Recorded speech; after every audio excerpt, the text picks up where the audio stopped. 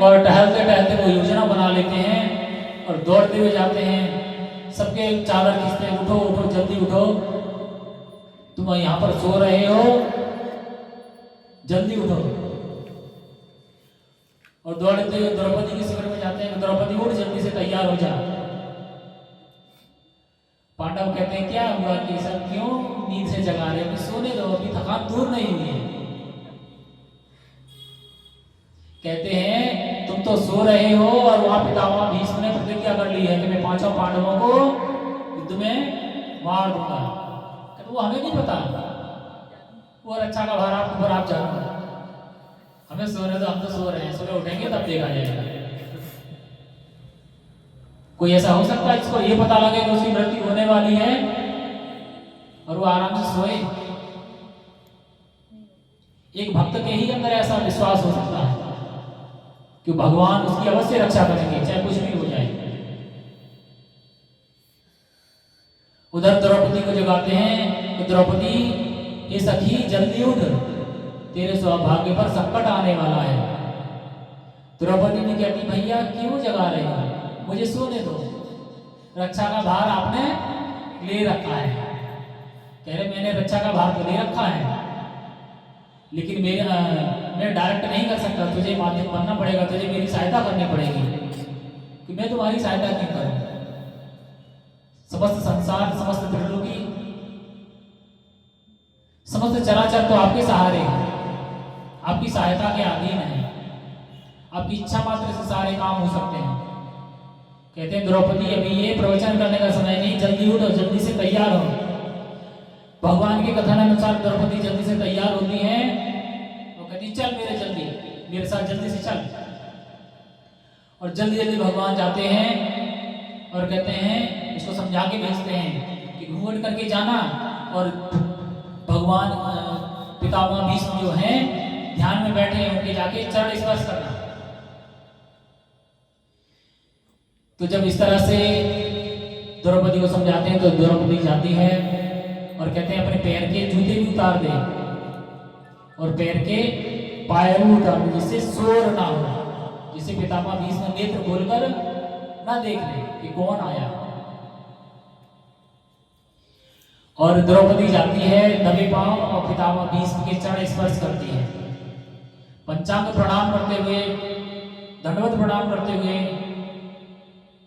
उनको चरण स्पर्श करती है। तो पितामह भीष्म कहते हैं सौभाग्यवती भव, अखंड सौभाग्यवती भव। जब इस तरह से वरदान प्रदान करते हैं तो कहते हैं पितामह आपने मुझे अखंड सौभाग्यवती होने का वरदान प्रदान किया है और इधर आपने प्रतिज्ञा भी कर ली है कि मैं पांचों पांडवों को मार दूंगा, तो मैं सौभाग्यवती कैसे रह सकती हूँ? तब पितामह भीष्म की आंखों में कि ये कौन है, मैंने किसको आशीर्वाद दे दिया? कहते हैं द्रौपदी तू यहाँ कैसे आई? कहते हैं तू इतनी चतुर नहीं हो सकती, अवश्य केशव आए। वो कहते हैं वो तो ठीक है, लेकिन आपने जो वरदान दिया है उसका क्या? कि मैंने जो वरदान दिया है वो मिथ्या नहीं जा सकता। मैं कभी एक स्त्री के सुहाग को नष्ट नहीं कर सकता, जिसको मैंने स्वयं वरदान दिया है।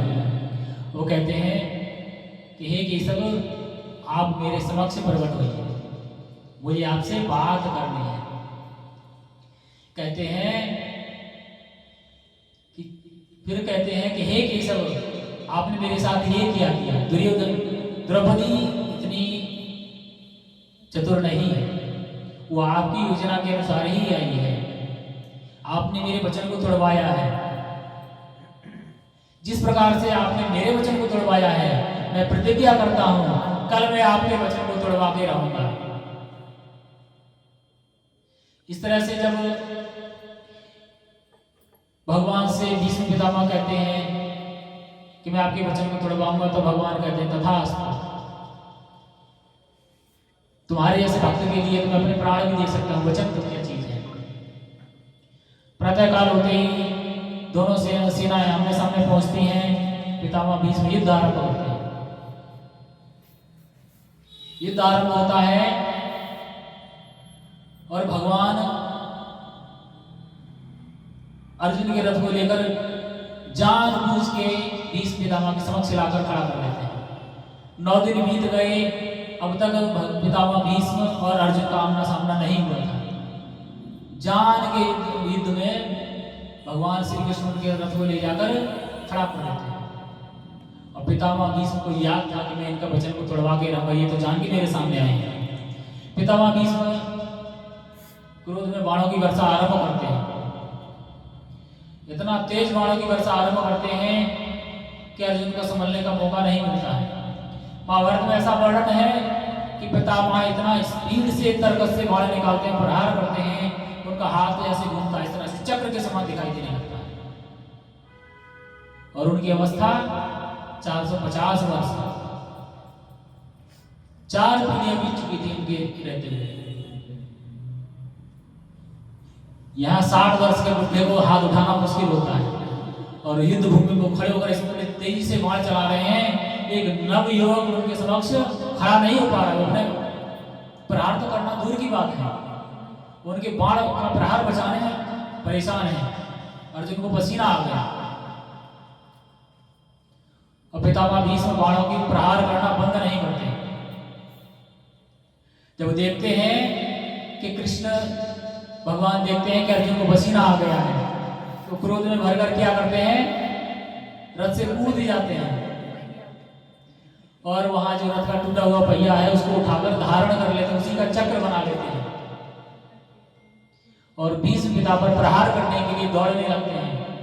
और उधर से अर्जुन भगवान के चरण पकड़ लेता है कि क्या कर रहे हो, हे माधव, हे मधुसूदन, शांत हो जाइए, आप क्या कर रहे हैं।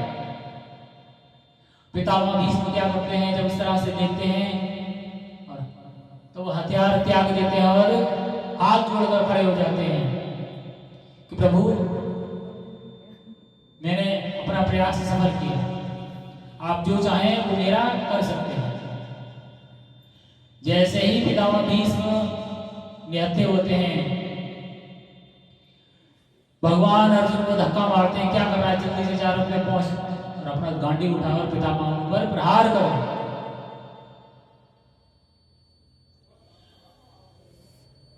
जैसे ही अर्जुन रथ पर पहुंचता, प्रहार करना प्रारंभ करता है, पितामह कहते हैं कि हे केशव, आप तो धर्म के साक्षात प्रतिरूप हैं, आप ऐसा कैसे कर सकते हैं, लेकिन हत्या पर वार करना सर्वथा अनुचित है। पितामह से भगवान कहते हैं, इससे पहले अपना धर्म याद करो, एक अबला स्त्री का चीरहरण किया गया था, आप वहीं थे, आपने नहीं रोका, तब आपका धर्म कहां था। पांडवों को लाक्षागृह में जलाया गया, तब आपने नहीं डांटा, तो आपने धर्म याद नहीं दिलाया। भीम को जहर दिया गया, तब आपने धर्म का याद नहीं दिलाया। इस तरह से कहते हुए भीष्म पितामह को निरुत्तर करते हुए अर्जुन को आदेश देते हैं कि अर्जुन, तेरे पास अब यही अवसर है, अन्यथा तो पितामह भीष्म का वध नहीं कर सकता है। और भीष्म पितामह को अर्जुन जो है अपने बाणों के प्रहार से छलनी कर देते हैं। इसी प्रकार से पितामह भीष्म जो है युद्ध में वीर गति को प्राप्त होते हैं। वीर गति को प्राप्त नहीं होते, लेकिन उस बाणों की सैया पर लेटते। यही समाचार सुनकर धृतराष्ट्र उठ खड़ा होता है और युद्ध का हाल जानने के लिए खड़ा होता है। वहीं पर भगवद गीता का सारा प्रवचन जो है संजय के माध्यम से धृतराष्ट्र को सुनाया जाता है। तो ये है श्रीमद् भगवद गीता की प्रादुर्भाव की कथा। इसी के साथ में वाणी को विराम दूंगा, समय आपका बहुत मैंने ले लिया है। आगे कथा को विराम देते हुए आप सभी भक्तों का कोटि कोटि धन्यवाद और हृदय से आभार। हरे कृष्ण कृष्ण कृष्ण हरे हरे, हरे राम राम राम हरे हरे, हरे कृष्ण कृष्ण कृष्ण हरे हरे, हरे राम राम राम हरे हरे, हरे कृष्ण कृष्ण कृष्ण हरे हरे, हरे राम राम